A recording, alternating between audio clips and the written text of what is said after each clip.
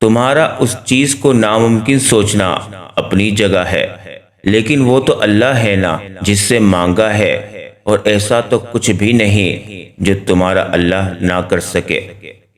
اللہ ہے، کسی بھی وقت معجزے بھیج سکتا ہے۔ مایوس وہ ہوتے ہیں جن کو رب پر یقین نہیں ہوتا۔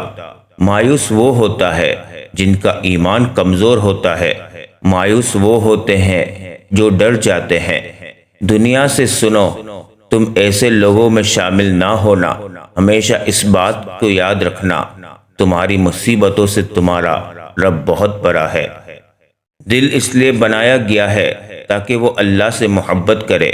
لوگوں کی محبت کو تم اپنا غم نہ بناؤ، بس لوگوں کے دل تو الٹتے ملتے رہتے ہیں، لیکن اپنا غم اللہ کی محبت کو بنا لو، کیونکہ جب اللہ تم سے محبت کرے گا تو لوگوں کے دل بھی ایسے بنا دے گا کہ وہ تم سے محبت کریں گے۔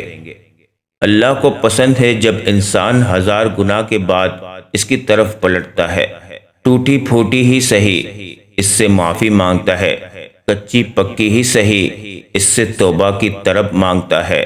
یہ ٹوٹی پھوٹی، یہ کچی پکی سی فریادیں بھی اللہ کو بہت پیاری ہیں، وہ معاف کر دیتا ہے۔ قرآن تو جگہ جگہ تسلی دے رہا ہے کہ نا امید نہ ہو، کمزور نہ پڑو، اور یقین رکھو تمہارا رب تمہارے ساتھ ہے۔ دیکھنا وہ بہت جلد سب ٹھیک کر دے گا۔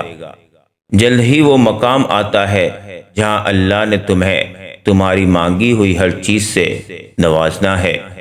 توبہ ایسا دروازہ ہے جو موت کی ہچکی تک کھلا رہتا ہے۔ دعا ایسا عمل ہے جو تقدیر بدل دیتی ہے۔ ضمیر ایسا ساتھی ہے جو ہمیشہ حق کی راہ دکھاتا ہے۔ اس لیے توبہ کرتے رہو، دعا مانگتے رہو، اور ضمیر کو جھنجھوڑتے رہو۔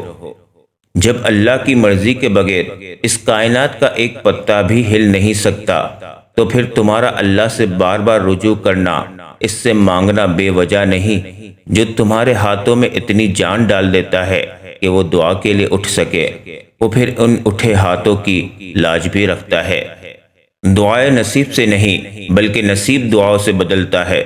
تم اتنے یقین سے مانگو کہ تمہارے یقین کے بعد کہانی معجزوں کی لکھی جائے۔ جو کچھ بھی تم اللہ سے رو کر تڑپ کر مانگتے ہو، دیکھنا ایک دن حقیقت میں تمہارے سامنے ہوگا انشاءاللہ۔ اپنے سب راز اللہ کو بتایا کرو، اس سے بڑھ کر پردہ رکھنے والا کوئی نہیں۔